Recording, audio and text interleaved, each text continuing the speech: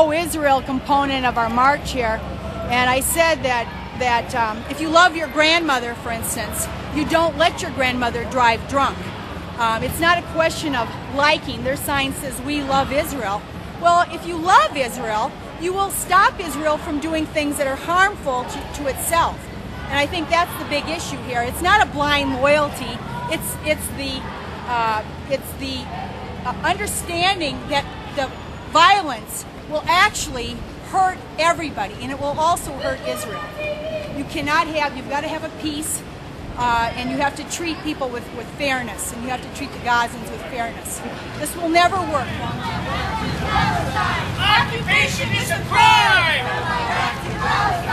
Occupation is a crime! Occupation is a crime! From Iraq to Palestine! Occupation is a crime! From Iraq to Palestine!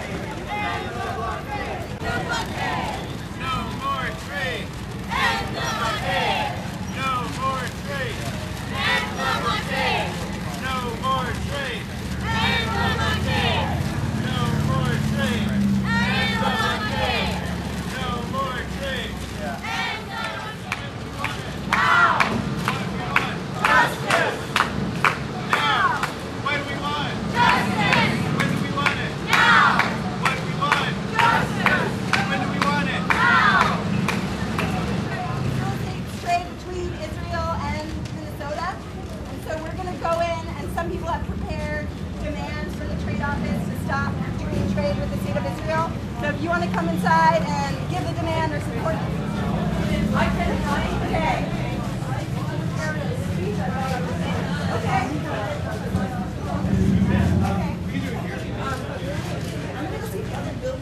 We're trying to get Minnesota to divest from the 2 Israel bonds that it holds.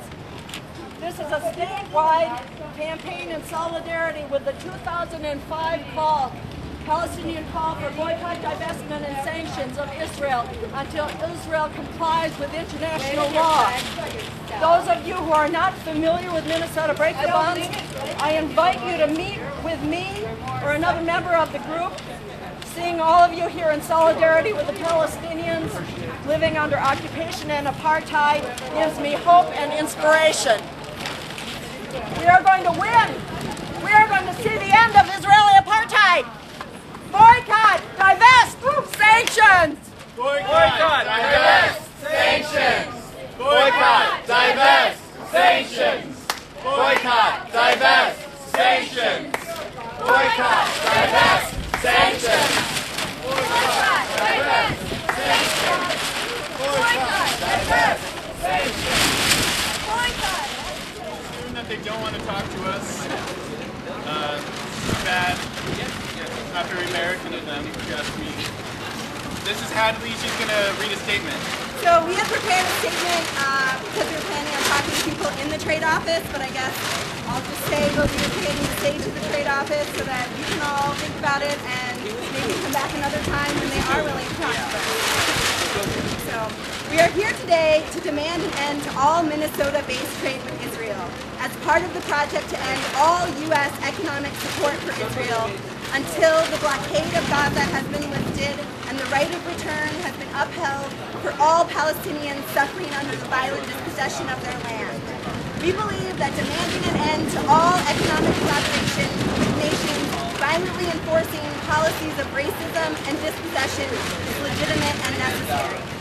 The Minnesota Trade Office is the bureaucratic middleman in economic relations between Minnesota and Israel, facilitating the economic collaboration of the nations and their corporations, which exceeds more than $125 million in domestic profits annually.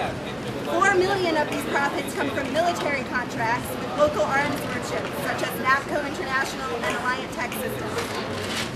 By funding over 70% of Israel's military spending, the U.S.'s continual sponsorship of the State of Israel places its tax-paying residents in a position of direct complicity in the continuation of atrocity. and its corporations in a position of direct profit from mass suffering. The question that we had for the trade office today was, how far does Israel have to go before you will see trade with Israel as compromising the moral and ethical conduct of this office? Do they have no sense of responsibility for the actions of the nations with which the trade office does business? If in fact there is no code of social responsibility here, then it must be made known that at present the Minnesota Trade Office is helping to fund military operations like the flotilla raid and the inhumane blockade of the Gaza Strip on a day-to-day basis. The residents of Minnesota must understand that the Minnesota Trade Office conducts business in our name with complete disregard for human rights, human dignity, and justice. Was a clear attempt by the Israeli government to use terror and fear to deter people of conscience from all around the world from taking action against Israel's crimes. We must not be discouraged. Now is an important time to push forward and to demonstrate that the weapons of violence and intimidation will not be effective in halting the broad-based pursuit of justice for Palestinians and for all people suffering under discriminatory campaigns of state violence. We must refuse to be obedient in the face of mass murder, and we must refuse to allow Minnesota businesses to remain unaccountable for the actions of the nations from which they draw their profits. When a population is being routinely killed and collectively punished on the basis of their race, ethnicity, and nationality, we have not only the right but the obligation to stand in the way.